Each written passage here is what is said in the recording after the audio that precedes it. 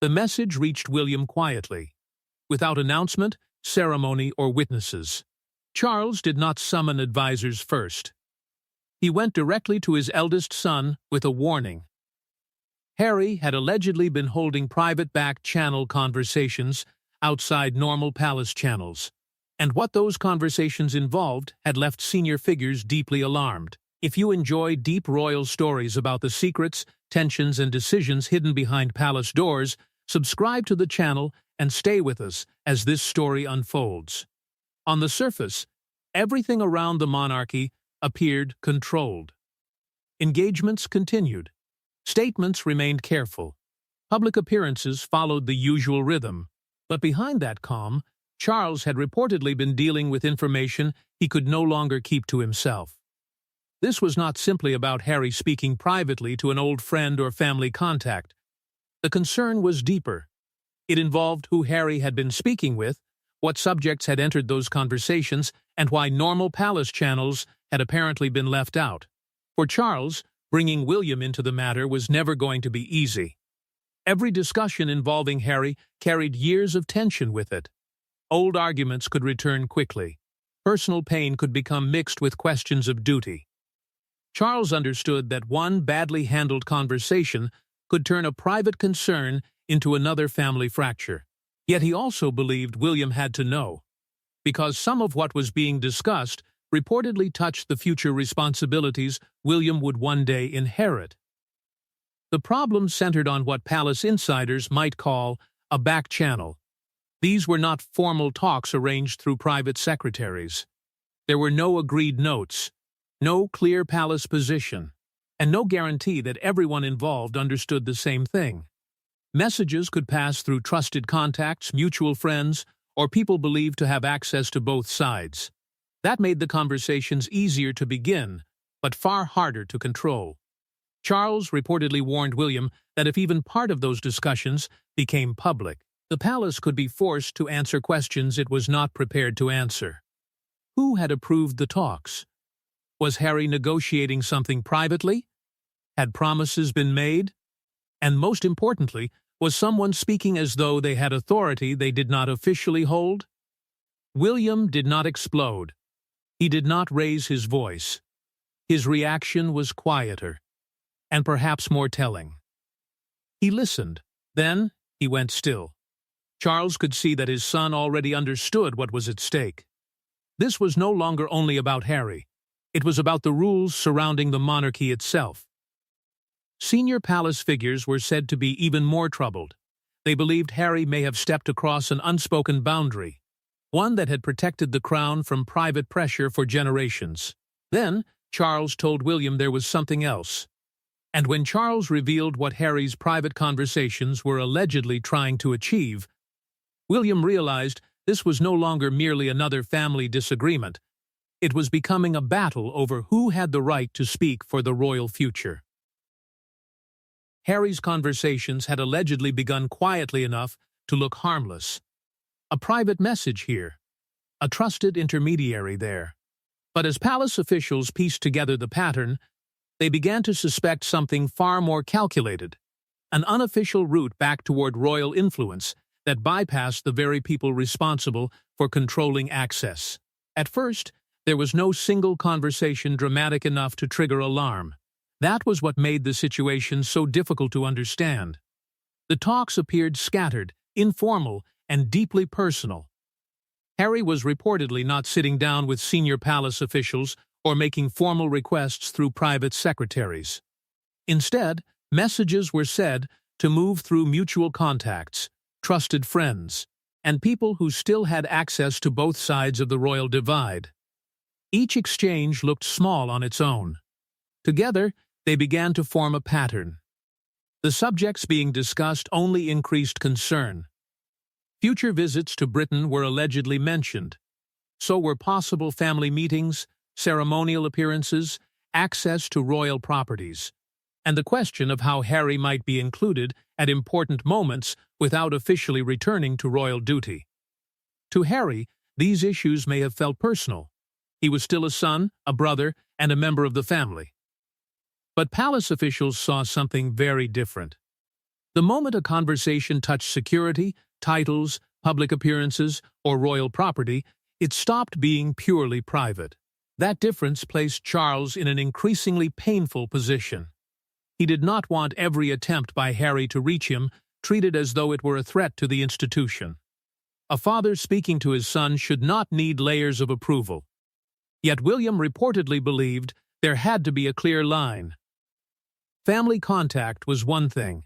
Quietly discussing arrangements that could affect the monarchy was another. Palace aides were becoming frustrated for another reason. They felt they were being asked to manage situations that had already been discussed elsewhere. Decisions involving access and ceremony could not simply be floated privately and then handed to officials afterward. Every exception created practical problems, but more importantly, it created precedent. That was the deeper fear now spreading through the palace. If Harry could secure special treatment through unofficial channels, why could another relative not do the same later? The issue was no longer one man's return. It was about whether the rules could still mean anything if private relationships were allowed to bend them. Then one particular proposal surfaced. It was more specific than anything before it, and it immediately changed the tone. But the palace might have tolerated awkward conversations and informal requests, until one proposal allegedly reached Charles that appeared to challenge an agreement everyone believed had already been settled. The proposal sounded modest when described in isolation. One appearance, one controlled moment, one carefully defined exception. But inside the palace, officials reportedly understood immediately why it was dangerous. Granting Harry what he wanted could quietly reopen questions about royal status that had taken years to close. The idea was reportedly simple on the surface. Harry would attend a major royal or family occasion, not as a working royal, but as a son and brother. He would not return to official duty. He would not speak for the crown. He would simply be present under carefully agreed conditions. To Charles, there was an emotional logic in that distinction. A son did not stop being family because his formal role had changed. The king could understand why Harry might want to stand beside relatives at a meaningful moment without turning that appearance into a public return. William saw the problem almost immediately. The public would not necessarily understand such a careful separation. At a major royal event, every detail carried meaning. Where Harry stood, who walked beside him, where he sat, how security treated him, which entrance he used, and how close he appeared to senior members of the family could all be read as signs of status. In royal life, symbolism often spoke louder than official statements. That was what worried palace advisors most. A small gesture could become an unofficial declaration. A place near the front could look like restoration. A formal arrival could appear to suggest authority. Even a family photograph could raise questions about whether Harry was being brought back into the working structure of the monarchy. William then asked the question that had been building from the beginning. If the request was reasonable, why had it not gone through normal palace channels? Charles reportedly gave an answer that only increased the tension. Harry may have believed that if the proposal had gone through the usual system, it would have been rejected before Charles ever had the chance to consider it himself. That explanation changed everything for William. It suggested the back channel was not simply convenient. It may have been created to move around the very officials most likely to object. For William, that was no longer a family misunderstanding. It was an attempt to test the limits of the system by reaching the king before the institution could respond. And then another problem emerged. A senior palace figure reportedly discovered that the conversations had not stopped at appearances, access, and family gatherings. Another subject had been raised quietly in the background, one carrying far deeper emotional weight. That second subject was far more dangerous, because it did not concern one appearance or one invitation. It touched inheritance, family property, and the invisible line between what belonged to the Windsors privately and what belonged to the crown.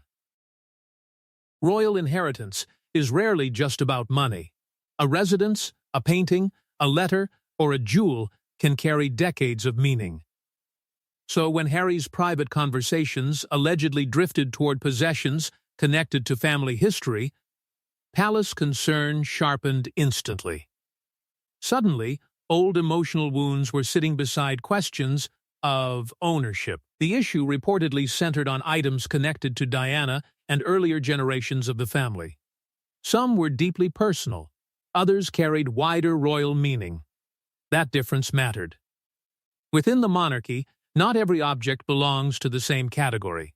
Some pieces are private property, others are inherited within the family. Some belong to royal collections, while certain items are controlled through arrangements that go far beyond personal choice.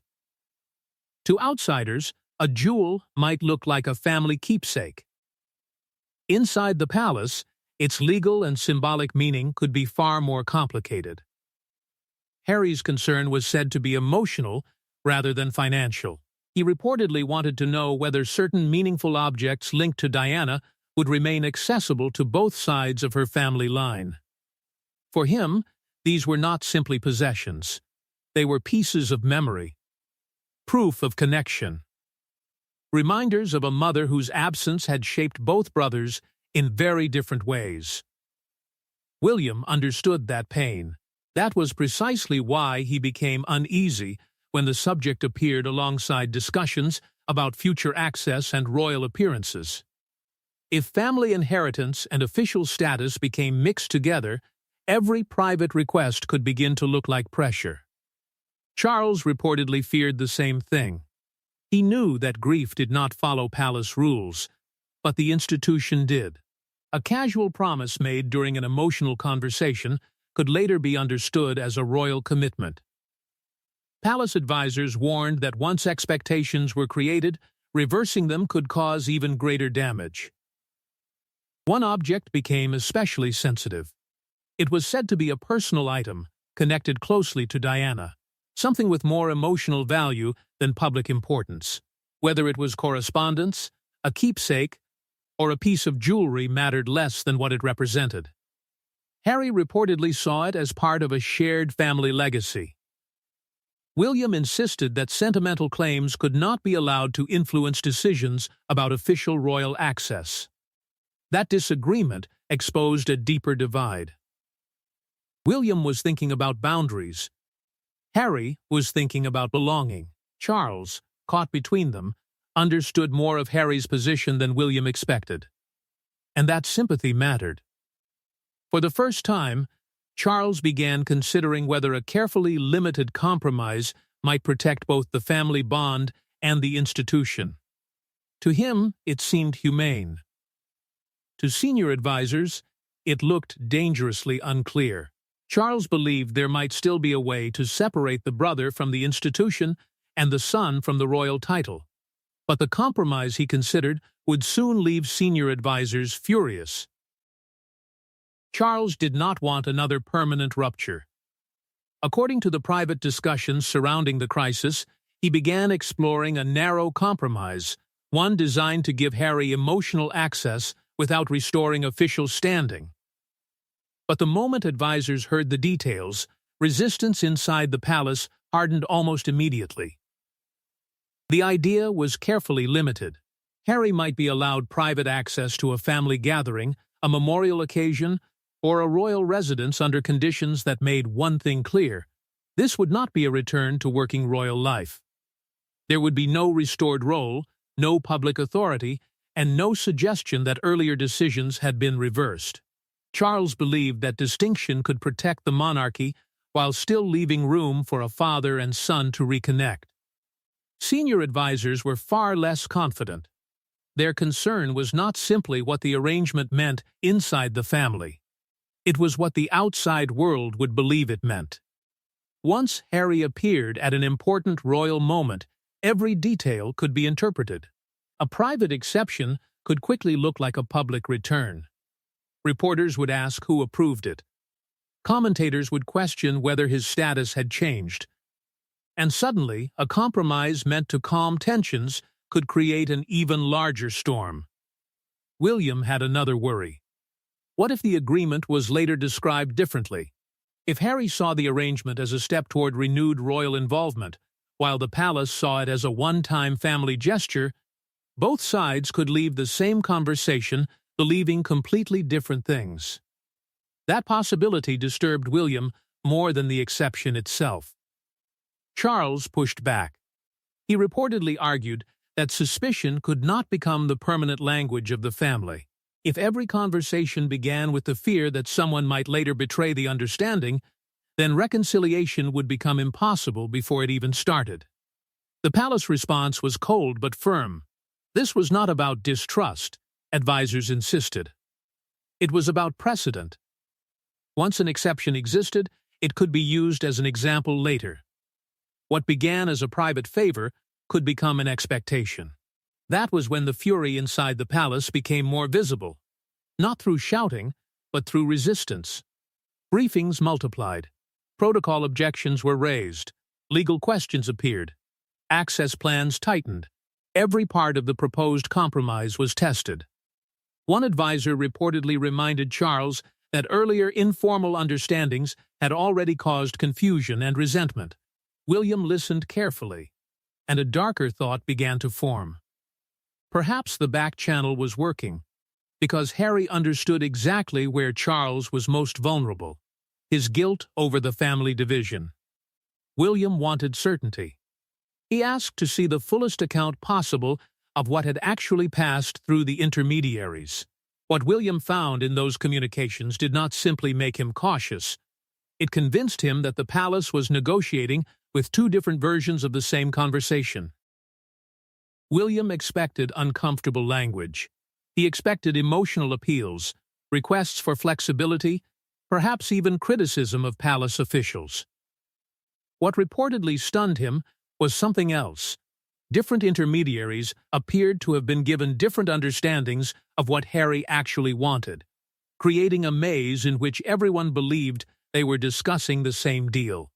William reportedly chose not to rely on summaries passed through several people. He wanted to understand the pattern himself. One account suggested Harry's goal was simple reconciliation with his father. No return to duty, no official position, just a more open family relationship. That version sounded difficult, but manageable. Then another account told a different story. A second intermediary reportedly believed Harry wanted visible inclusion at important royal occasions. Not necessarily a full return, but enough presence to show that he still held a meaningful place inside the family. That was already more complicated. Then came a third version, one that allegedly touched on longer-term access, future invitations, and a possible form of recognition that went beyond one private meeting or one ceremonial appearance. For William, this was the turning point. He did not need to prove that anyone had deliberately misled the palace. The danger was already there. If every person involved believed they were discussing something slightly different, then any agreement could later become a source of anger. Harry could believe one promise had been made. Charles could remember another. Palace officials could be left enforcing rules nobody had clearly agreed to. Charles reportedly tried to soften the conclusion. Emotional conversations changed, he argued. People spoke differently depending on whom they trusted. A request made carefully at first could become broader as hope grew. That did not automatically mean there was a hidden plan. William understood that argument, but he rejected the risk behind it. A family conversation could survive uncertainty. An institutional agreement could not. Royal decisions affected security, protocol, public expectations, and the authority of the crown. They could not rest on vague language and personal interpretation. That was when palace frustration hardened into anger. Advisors believed they were being asked to approve an arrangement that seemed to change every time it was described. For William, there was also a private cost. Harry was still his brother. There were memories that existed long before titles, duty, and division. But once again, William felt forced to separate those memories from his responsibilities as heir. His decision was firm. No more unofficial commitments. No more promises passed through intermediaries. Anything involving royal status or access would now have to go through formal channels. Harry soon learned that William had stepped in. For Harry, William's intervention was not merely administrative. It appeared to confirm his deepest suspicion that every road back to Charles now passed through his brother. When Harry learned that William wanted all future discussions moved into formal channels, the disagreement changed instantly. What palace officials considered basic procedure reportedly felt to Harry like something far more personal.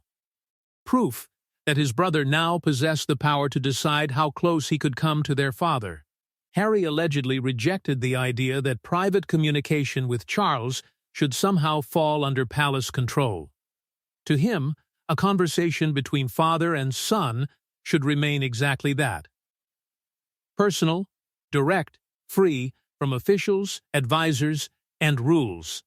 William, however, drew a much harder line. Speaking privately with Charles was one thing. Discussing royal appearances, family property, official access, or anything that could affect the crown was something else entirely. That difference exposed the real conflict between the brothers. Harry reportedly saw the new restrictions as exclusion. William saw them as responsibility. Both believed they were defending something important, and neither appeared willing to accept the other man's definition. Old wounds quickly returned to the surface. Competition, loyalty, their different relationships with royal duty, their memories of Diana. Even the question of who had sacrificed more for the monarchy seemed to sit beneath every word. Charles was trapped between them. Supporting William's position risked making Harry feel that the king had chosen the institution over his own son. Supporting Harry too openly risked weakening the boundaries William believed were necessary to protect the future of the crown. Harry reportedly argued that William benefited from a system that naturally gave his judgment greater weight. As heir, William's concerns were heard differently. His objections carried institutional force. To Harry, that made the argument feel unequal from the beginning. William's response was said to be just as firm. Being heir did not give him freedom. It gave him obligations. He could not simply step away from the consequences of royal decisions when emotions became difficult. Harry had choices William no longer had, and that difference shaped everything. Then, Diana's name entered the dispute.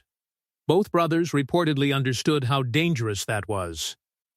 Their mother was one of the few emotional bonds powerful enough to connect them. Yet even her memory had become tangled in questions of inheritance, identity, and belonging. The idea that access to her legacy could become another royal battlefield was painful for everyone involved. Palace officials now feared the conflict could escape private walls altogether through interviews, statements, or competing accounts of what had happened. Charles finally decided intermediaries had carried enough messages. He would speak to Harry directly, but even that conversation would be tightly controlled. But before Charles could speak to Harry directly, palace officials delivered one final warning, and it transformed the coming conversation from a family intervention into a test of royal authority. For weeks, Charles had tried to leave space for reconciliation. Now senior officials believed that flexibility itself had become the problem. Their warning was stark. Unless the crown clearly defined what could and could not be discussed privately, every future royal disagreement could be reopened through unofficial pressure. The palace position now became far harder. Senior officials reportedly insisted that no intermediary, however trusted, could negotiate royal status, ceremonial roles, official security, residences, or property tied to the institution. Those matters carried consequences far beyond one family argument. They affected precedent, authority, and the way the monarchy would operate in the future. Personal reconciliation, however, was not being closed off. Charles could still speak to Harry as a father, family contact could continue. But anything touching official royal life had to move through documented channels. with clear terms and no room for private promises that might later be understood differently. There was even discussion over whether the palace should say anything publicly. In the end, silence seemed safer. A statement could confirm that the back-channel talks had become important enough to require a formal response, and that alone might make the dispute even bigger. William supported the new boundary, but he reportedly had one serious fear. He did not want the entire decision blamed on him.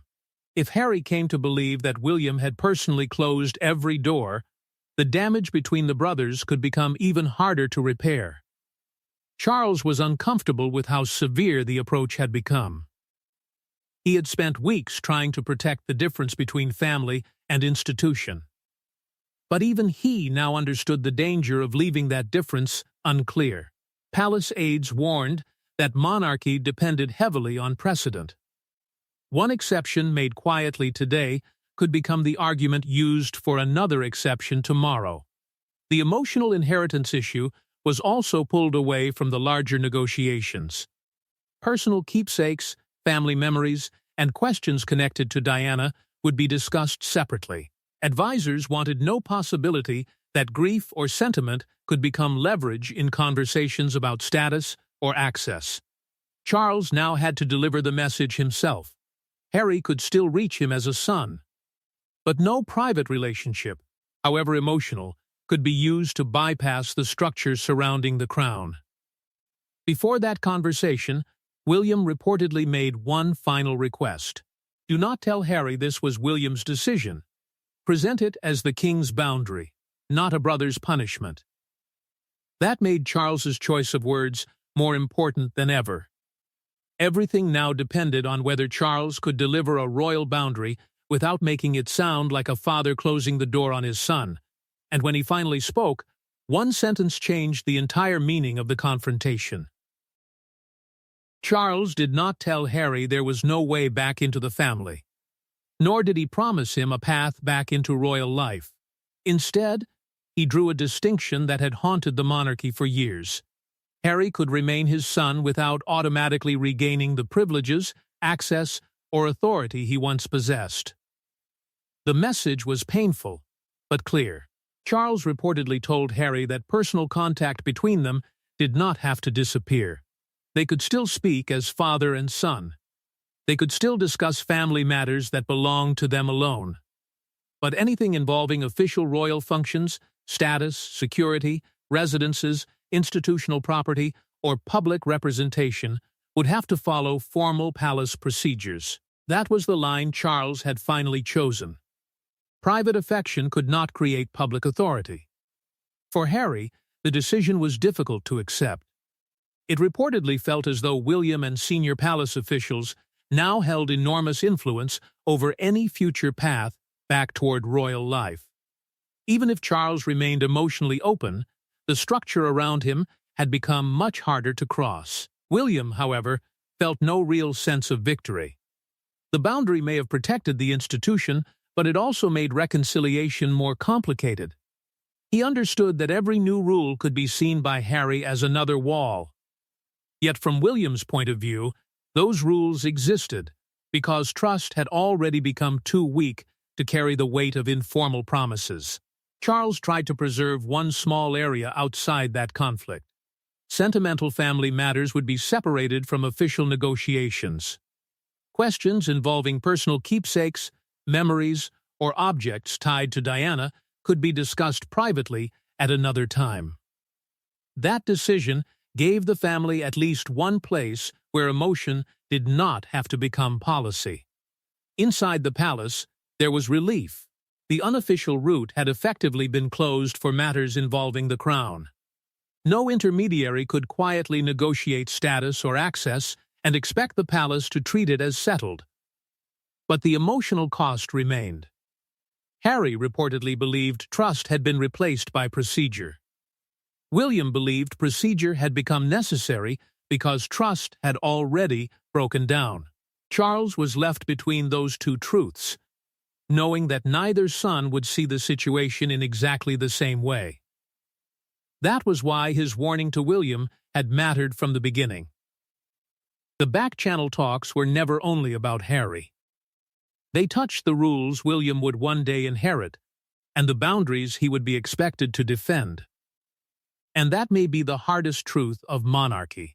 Crowns survive by creating rules strong enough to outlast emotion. Families survive by sometimes breaking those rules for one another. For now, the back channel may be closed, but inside a family where every private conversation can reshape public power, the real question is not whether Harry will speak again. It is who will be willing to listen when he does.